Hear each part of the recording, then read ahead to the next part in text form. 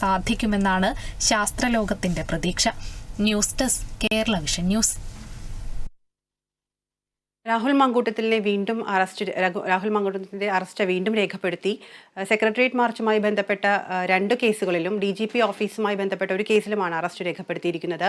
വിവരങ്ങളുമായി വിഷ്ണു കരുണാകരൻ ചേരുന്നുണ്ട്. വിഷ്ണു, ഇപ്പോൾ പൂജപ്പുര സെൻട്രൽ ജയിലിലാണ് രാഹുൽ മാങ്കൂട്ടത്തിലുള്ളത്. അവിടെ എത്തി തന്നെയാണോ ഈ ഒരു അറസ്റ്റ് രേഖപ്പെടുത്തിയിരിക്കുന്നത്? അതുമായി ബന്ധപ്പെട്ട് എന്തൊക്കെ വിശദാംശങ്ങളാണ് അറിയാൻ സാധിച്ചിട്ടുള്ളത്? ദിവ്യ, രാഹുൽ മാങ്കൂട്ടത്തിനെതിരായി വീണ്ടും 3 കേസുകൾ കൂടിയാണ് ഇപ്പോൾ പോലീസ് രജിസ്റ്റർ ചെയ്തിരിക്കുന്നത്. സെക്രട്ടേറിയറ്റ് മാർച്ചിലെടുത്ത 2 കേസുകളിലും DGP ഓഫീസ് മാർച്ചിലെടുത്ത ഒരു കേസിലുമാണ് ഇപ്പോൾ അറസ്റ്റ് രേഖപ്പെടുത്തിയിരിക്കുന്നത്. ഇപ്പോൾ നിലവിൽ രാഹുൽ മാങ്കൂട്ടം പൂജപ്പുര സെൻട്രൽ ജയിലിലാണുള്ളത്. പൂജപ്പുര ജയിലിലെത്തിയാണ് പോലീസ് അറസ്റ്റ് രേഖപ്പെടുത്തിയിരിക്കുന്നത്. തിരുവനന്തപുരം കന്റോൺമെന്റ് പോലീസ് സ്റ്റേഷനും മ്യൂസിയം പോലീസ് സ്റ്റേഷനുമാണ് ഈ കേസ് ഫയൽ ചെയ്തിരിക്കുന്നത്. അവിടെ നിന്നുള്ള പോലീസുകാർ ഇന്ന് പൂജപ്പുര ജയിലിലേക്ക് എത്തി 3 കേസുകളിലും 2 പോലീസ് സ്റ്റേഷനും അറസ്റ്റ് രേഖപ്പെടുത്തിയിട്ടുണ്ട്. എന്നാൽ ഈ കേസുകളിൽ റിമാൻഡ് ചെയ്യാനായി ആവശ്യപ്പെടും. രാഹുലിനെ ഇന്ന് കോടതിയിൽ ഹാജരാക്കി റിമാൻഡ് ചെയ്യാനുള്ള നടപടിയിലേക്ക് കടക്കും. ഏതായാലും ഇപ്പോൾ നിലവിൽ രാഹുൽ മാങ്കൂട്ടം ഒരു കേസിൽ റിമാൻഡിലാണ്. സെക്രട്ടേറിയറ്റ് മാർച്ചിലെടുത്ത അക്രമ സംഭവങ്ങളിൽ ഉൾപ്പെട്ടാണ് രാഹുൽ മാങ്കൂട്ടം ഇപ്പോൾ അറസ്റ്റിലായിരിക്കുന്നത്.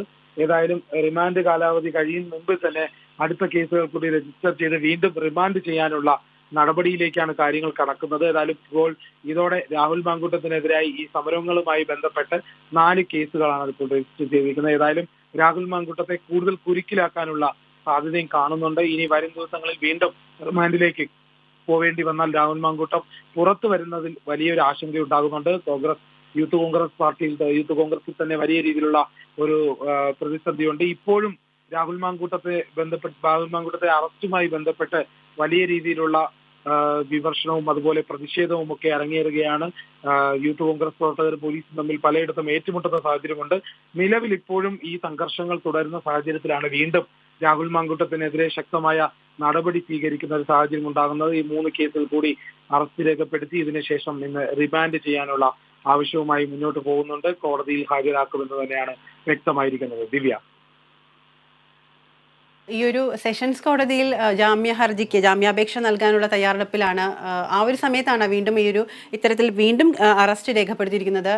ഏതെങ്കിലും തരത്തിലൊരു പ്രതികരണം പ്രതിപക്ഷത്തിന്റെ ഭാഗത്തുനിന്ന് ലഭ്യമായിട്ടുണ്ടോ? എന്തൊക്കെയായിരിക്കും ഇനി അവർ സ്വീകരിക്കുന്നത്? ഇപ്പോൾ തന്നെ വിഷ്ണു സൂചിപ്പിച്ചതുപോലെ തന്നെ ഏറെ പ്രതിഷേധം അരങ്ങേറുന്ന ഒരു സമയമാണ്.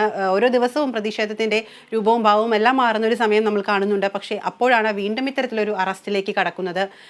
ഇനി എന്തൊക്കെയായിരിക്കും പ്രതിപക്ഷത്തിന്റെ ഭാഗത്തുനിന്നുള്ള നടപടികൾ? എന്തിനൊക്കെയാണ് സാധ്യത?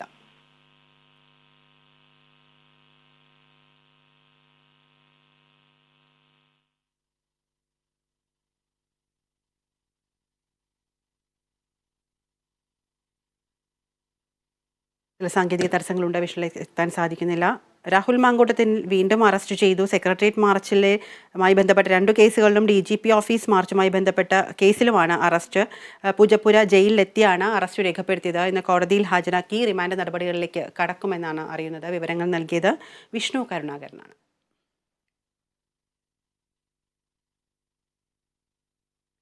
തെക്കൻ കേരളത്തിലെ മിനി ശബരിമല